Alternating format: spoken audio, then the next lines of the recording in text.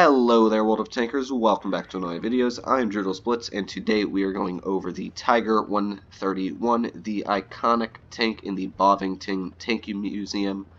Now, this tank is a very rare tank. It has been in PC for a while and Xbox, but it has finally come out on Blitz for the price of $20. Now, I'm going to be going over this tank, whether or not it's worth it, the statistics of the vehicle, and how to play it in the battlefield. So, starting off, I will go over the statistics. Now, this tank has 1100 hit points and a view range of 271.2 meters. The firepower of this tank is 1844 damage per minute with 145 penetration. The APCR rounds do 195 penetration with 190 damage, and they're pretty good in total, to be honest. The velocity of the AP rounds, however, is not very good at 773 meters per second or feet per second. I'm still not sure what that number is. Please let me know down in the comments if you do know. The reload time on this tank is 7.16 seconds, so it does have a very nice reload for how quick this tank deals out damage.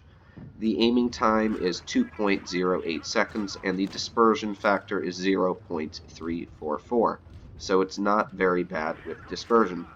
This tank has a nice 8 degrees of gun depression, and its elevation is 15 degrees. And this tank has an okay turret traverse speed of 24.3 seconds, so it's not very fast, but it is decent. This tank weighs 56 tons, which is very heavy, so you can actually ram stuff with this tank and do quite a bit of damage. And this tank can actually go 40 forwards and 12 backwards, so it is also very good at that. The effective power-to-weight ratio, however, is only 9.72 on hard terrain, 8.43 on medium, and 5.50 on soft, which is very, very bad. The traverse speed on hard terrain is 32.8 degrees a second, 28.43 on medium, and 18.54 on soft, so also not the best traverse speeds. Now, this tank is very big, and it has a very, very bad concealment. While sitting still, it only has a 12.9% concealment rating, and that is just awful. There was, when I went over the T-44-100, just as an example, that tank had a concealment of 56% while sitting stationary. So that just gives you an example of how bad this tank is and how good the 44-100 is. Now, that is the end of the statistics, and that is also the end of the first replay. You can see that we managed to pick up 2,505 damage. It wasn't a bad game at all. It wasn't a great game. I actually am struggling to get a great game out in this tank.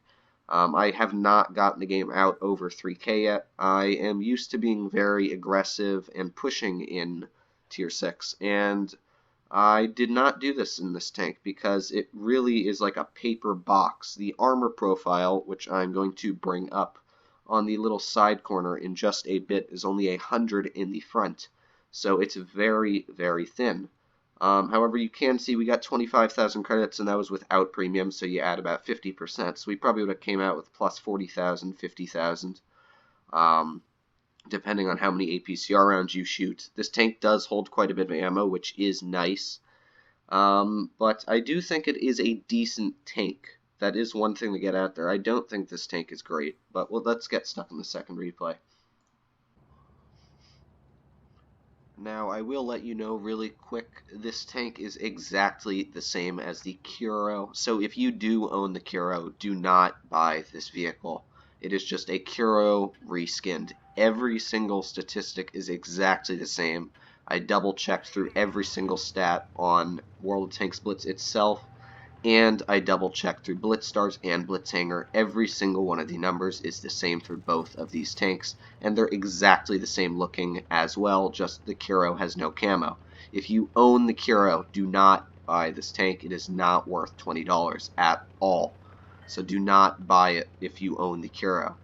Now, back into this replay, I'm first going to show a bit of the armor profile up on the top corner. You can see that the front is only 105 thick, and even the upper part of the front is even weaker at only 100. Even when angling this tank with a very nice angling degree of about, I don't know, 20-35 degrees, you can still only get that front plate up to about 113, and the side plate only goes up to about 160. So really, this tank does not have a lot of armor. Even the mantlet of the turret is only about 100 thick in the middle of it. So really, you can penetrate almost anything in this tank. Even the sides are only 80, the rear is 80, and the turret is about 80 all around. So this tank does have armor, and you can side scrape in it pretty decently because it has that big flat slab. However, other than side scraping, you're really not going to bounce anything. It does not have a good armor profile, just like the Tiger. And unfortunately, it doesn't have the greatest gun. Personally, I don't think this tank is worth $20 at all, but that is up for you guys to decide, not me. But into the replay here, you can see we've started off, and I have pushed the heavy side, and I've done the exact amount of hit points my tank has stock, which is 1100. And you can see there that this gun just randomly bounced that KV-1, and I've had a couple shells that do that. But that one does penetrate through that KV-1, and he only has 202 health left, and you can see that it has a very nice gun in general, just for the damage it racks out. We've already managed to pull out 1,535 damage here, but we've only blocked 100. So you can see its armor does not perform well. Do not try and bounce shells with this. I would not suggest to be aggressive. This is not the kind of tank to be aggressive in. It's more of a semi-aggressive heavy tank. You want to stay with your teammates. Again, you can see I bounced a tier 4 medium tank right in the front. I don't even know how that happened. Now the next shell I fire was my fault, but again, it bounces off the front of that M7 just by a little bit. That's 3 bounces we've had this game that are ridiculous and really should not have happened. This tank just has very odd bounces, and it's very frustrating when I'm running this vehicle and it has bounces like that. And you can see this tank does not bounce a lot at all. The armor profile is not what you'd call strong in any way, shape, or form, but it does have an accurate gun.